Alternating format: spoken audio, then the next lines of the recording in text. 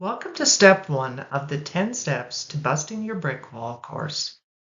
Before we look at sources, censuses, or DNA, let's pause on something more fundamental, the question itself.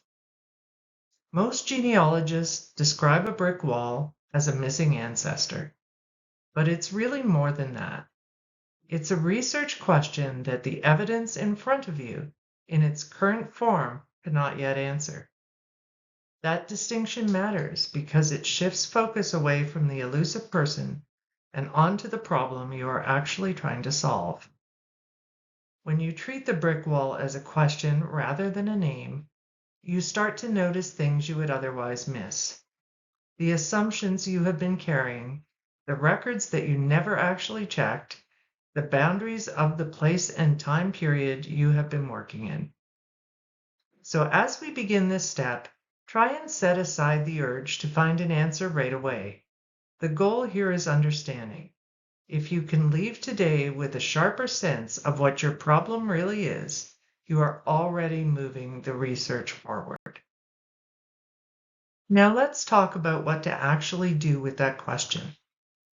The single most useful thing you can do at this stage is to write the problem down. Not in your head, not as a vague feeling that I can't find great-grandpa, but in real, complete sentences. Who are you trying to identify? In what time and place? What do you already know about them, and how do you know it?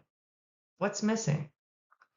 You'll be surprised how often the act of writing itself begins to crack the wall. As soon as you put your research into words, you start separating what you actually have evidence for from what you have been assuming. Sometimes you'll notice the gap is smaller than it felt. Other times you'll realize the question you thought you were asking isn't really the question at all. This is also why explaining your problem to another genealogist, a study group, or even writing it up as a short post can also be so productive.